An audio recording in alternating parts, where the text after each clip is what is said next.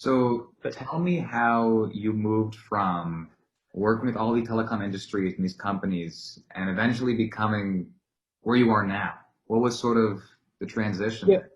so the next thing after that was I had at some point, like after we got the thing launched, I went to our primary investor, said I can't do this anymore. Like this is, I mean, it wasn't necessarily balance. It was like I'm not adding the value here for what you're paying me, and I really kind of want to do more of my own thing. I just don't know what that is. What's the what can we do here? And they said, why don't you work with us a little bit, go out and look at some deals. And I was kind of consulting for the company and consulting for the investors and this was mainly one of our secondary investors. And let's just kind of see how it goes for a year. We'll put you on their payroll. We'll pay you a little bit. And it was great. Then I got to reconnect with my wife, who actually lived in DC. I mean, it was kind of probably the best year of my, most peaceful year of my life because I had no obligations. But what happened then is I did, uh, Vestar, one of the investors, while I was still active and still had my shareholding in Valor, asked me to go take a look at a company as a cable company and said, how would you how would you launch a telecom or data business in this? Because cable used to be just video, didn't have telecom. And I told them what I do, presented to the board, and they said, great, here are the keys. Would you do it for us? And, for a year and a half, and then we're going to sell the business. So I did that. We moved to Louisville.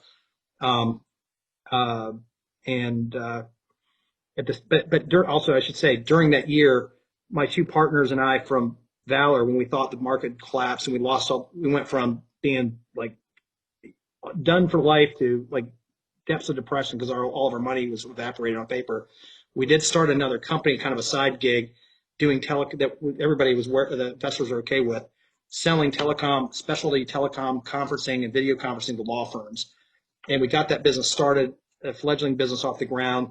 I worked with that for that 1 year on the early stages of that. But then after a year, I dropped into that cable company and worked with them for a couple of years until we sold that to Carlyle Group. So we sold that to Carlyle Group, a big private equity group. So that was a good experience. And then in the meantime, I did another project with a guy, Craig McCall, who was one of you guys don't know Craig McCall, but he was AT&T Wireless, used to be McCall Cellular. He was a billionaire telecom pioneer, and his wife had just been appointed to ambassador uh, to Austria, and he said, "Hey, I want to go build out a telecom network here in Europe, in Eastern Europe in particular." And I went and worked with him to basically buy up assets, and we tried to build up companies, and we eventually sold that to Sprint. So that was kind of my next step on. And then when he came back, I ended up working on that legal telecom startup, and we sold that one. So I was working on that kind of as a side gig. It was heavy on the front of it. Left Clearwire after we sold it to Sprint, and I spent a year trying to put lipstick on the teleconferencing business, and we sold that one to a company called Premier Telecom. So, and that was it. I was 40 at that time. One you talk about work life balance. At the tail end of that Clearwire experience, again, my wife was home. I had at that point 2 kids. I was home every 2 weeks. And I think I was telling you guys earlier, it was my birthday. I didn't even realize it was my birthday till 4 o'clock in the afternoon when I signed a document in Warsaw, Poland in February. And there were like 4 inches of ice on the ground. Like it was just a miserable existence. And I'm like, what in the hell am I doing with this? This is, this is, this is not my life. It was getting too easy to be gone. I wasn't missing my family as much, honestly, and they were getting too used to me being gone. And it just wasn't. I mean, I'd come home, I'd pretend to be awake but I'd basically sleep for 3 days and then go back to Europe. And but it was a great experience. It just wasn't sustainable. So I left after we sold that. That was it for me. And I've just done startup work. I've more advised and invested in startups. And I do still do some consulting, mainly in the Middle East and overseas in Europe, where you could still do some early stage telecom stuff, but there's not much of it going on here in the U.S. anymore. So I've sort of switched my focus to locally based startups, doing not a lot of non-technical stuff, and I enjoy it. Working with young founders, and I'm not doing as much investing as I was. It's not investing in early stage companies isn't super profitable always. You gotta invest in a ton of them because 99% of the ones in here they're more charity than investment. But I just realized I really like doing that, so that's kind of where I've been spending my time lately. Well, I feel like, Poland might have been a miserable experience, but I'm glad it led you here, right? That was great. And my wife was from Richmond, and we were living. We had moved. I skipped that part. We had been moving. My wife lived here while I was living up abroad, effectively. But yeah, it was. But it was great. It was one of those crystallizing moments where I'm like, this is not what life's about. And I had some really successful companies that had successful exits. None of them were a home run. I mean, a lot of base hits. Like even the Valor, even though it was a billion, it ended up going public. And it was, I mean, the equity value on it was $1 billion. So the enterprise value was much more than that. And we'd paid down a lot of debt. So it was a good outcome for the investors, and it was an okay outcome for us because, especially given the fact that it went way up and then was crashed and kind of met in the middle.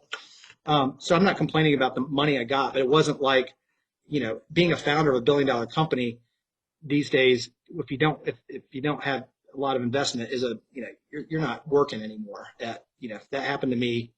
Yeah, there was a scenario where that would have happened. That wasn't the case. I never made up enough money where I could just, at that point, certainly just walk away and do nothing. But it was fine. It was more than I ever thought I'd have. But it really, what it did is it made me more think less about, and I've never been about the financial outcomes with startups. I've really just been involved with things I really were passionate about, that I thought, you know, I was cognizant of the potential financial outcome. I can't say that. Like with the Clearwire, I thought that could have been a big, and with that one public as well, same thing happened. I mean, we hit a huge crash and kind of met in the middle um, at the end when we finally exited. But that might have been the only one that I looked at and said, I can make a lot of money on this, and I'm just going to hold my nose and work my ass off for 2 years and be done. So the Poland example probably was more of a, I gave 2 years of my life I can't get back. I got a lot of good experience. I kind of enjoyed the work, but I can't. There's no guarantee that you're going to put 2 years and sacrifice your entire personal life and your family life, put that at risk, and your health at risk, and there's no guarantee you're going to come out with anything. So that was kind of a crystallizing moment for me to kind of infuse a little more balance. And like, I am where I am at 40. I did okay. I mean, I can have a little control over my little financial security to control my own destiny, but I still wanted to and needed to work and do things that kept me engaged. And funny, I didn't need to take the highest paying job out there, but it wasn't a situation where I could just completely forget about money. So I was very happy with where I was at the time, and it's worked out well. That was 10, 12 years ago, and I generally feel lucky that I can do what I want to do right now. That's a really great story, Mike. I got to be honest. That was a fantastic hour or so. And so I'm going to open it up to the audience. Any questions for Mike? Anybody?